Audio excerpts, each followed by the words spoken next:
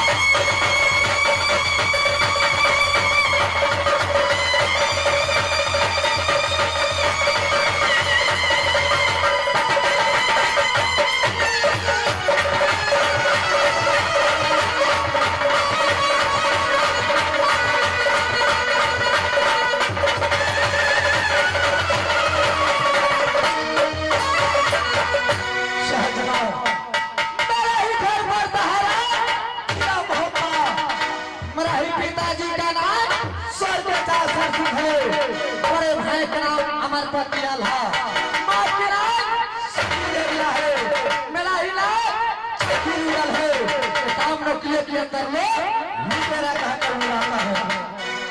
आहो बालापन में सभापति दोसर की लागत है, दोसर की लगाया तेरी होगा भला,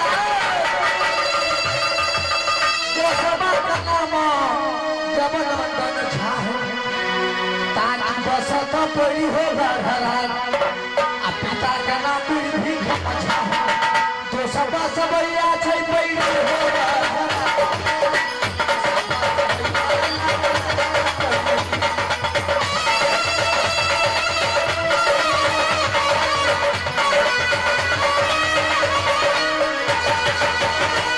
आहो कौन सया फंसा गए राजा पड़ी नहीं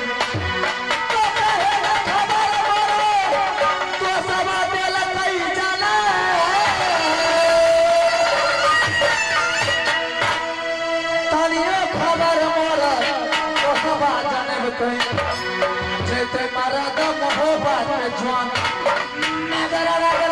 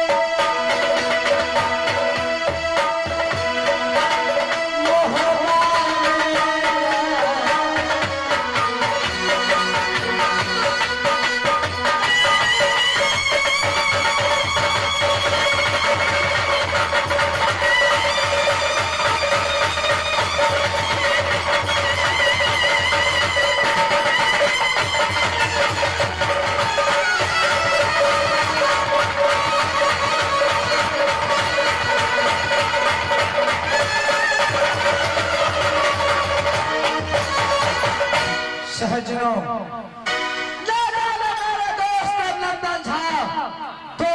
छुट्टी लेकर राज पहली को जाते हैं,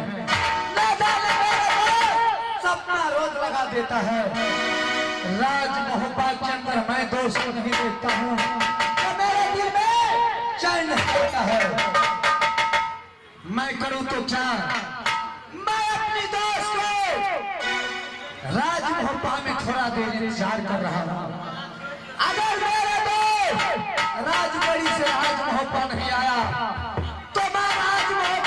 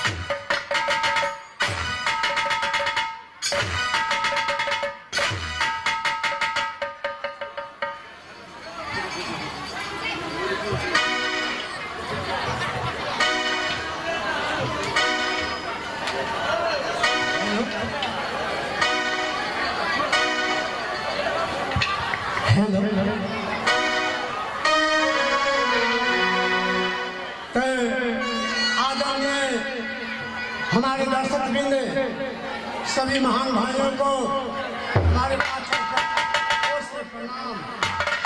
कृपया शांति बना करके रखें और इस समाज का शांति से आनंद लें।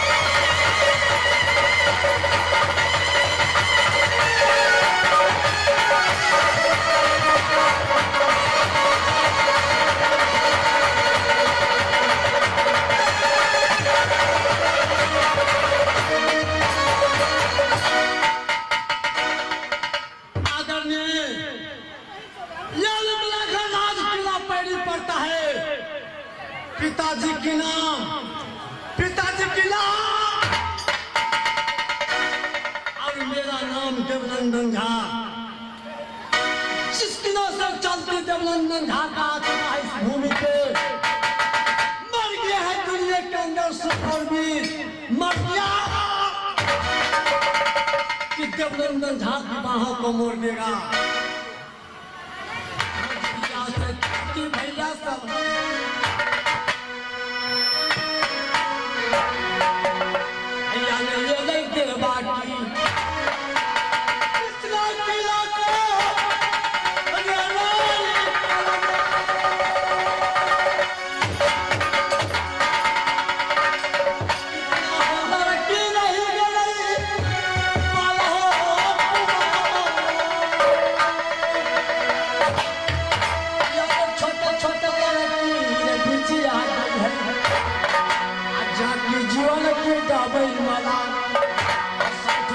बुढ़िया पट लगल हम बाप मिला में जतहा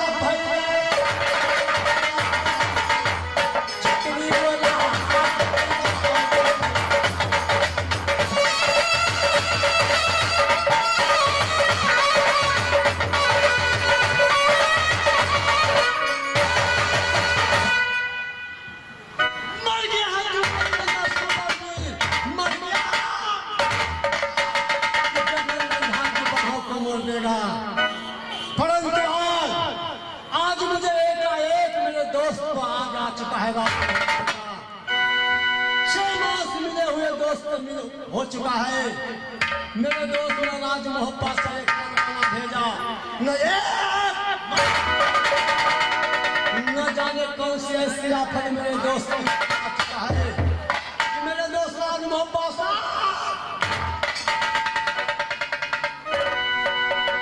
क्या तो या पद भैया सब या नहीं आ गए मेरे दोस्त मान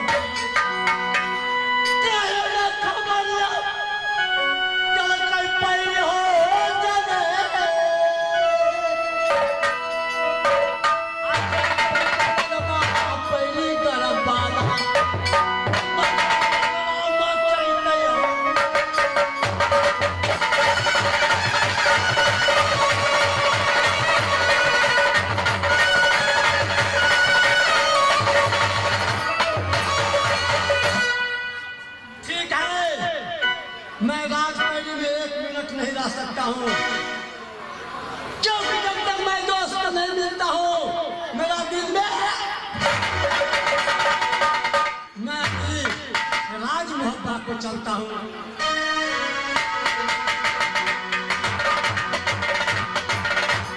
आहो देवा चढ़न की भैया सब घोड़िया पर गहना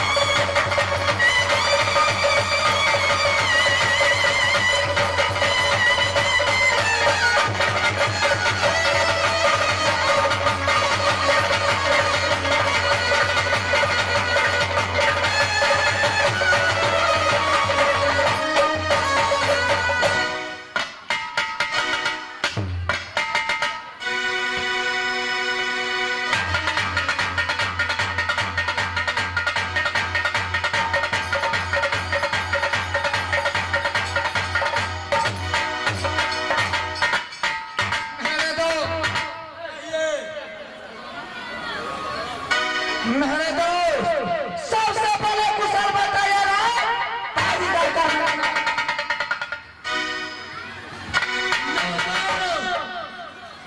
सबसे पहले राज मोहब्बत कुशल कहिए। मेरे दोस्त राज मोहब्बत का कुशल क्या बताए, नीचे समाज के चारों कृपाओं पर भगवान की दया, जिस दिनों से राज मोहब्बत में जंगीर उदल को चलती आ चुका, उस दिनों से राज मोहब्बत का कुशल तो होना चाहिए पर तो राज पहले का भी कुशल ऊपर भगवान की दया है, और नीचे में जितने समाज भर बैठा है सभी की चाकों की दया से राजपरी का समाचार मैं भगवान से अर्जी करता हूँ कि कुशल है मेरे दोस्त राज पैड़ी घर में, कुशल है मुझे राज आहो गैया तो बिछड़ल लड़ुआ पर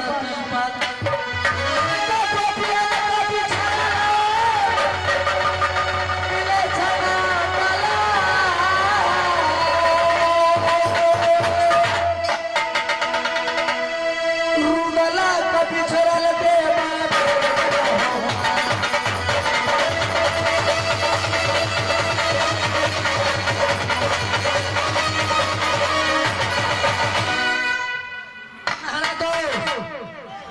आप तो जानते हैं के अंदर मैं तो केवल लड़ने का हाथ मानता हूँ। आप तो मेरे दोस्त नंदन झा को हाथ जानते हैं। राज मोहब्बा से राज करी 2 रोज को छुट्टी लेकर जाते हैं, ना जाने सबका रूप बिता देते हैं। राज मोहब्बा मैं एक रोज नहीं देखता हूँ तो मेरे दिल में मेरे गाँव मैं भी 1 मिनट नहीं देखता हूँ तो मेरा दिल में चाय नहीं लगता। राम का जोड़ी तो सब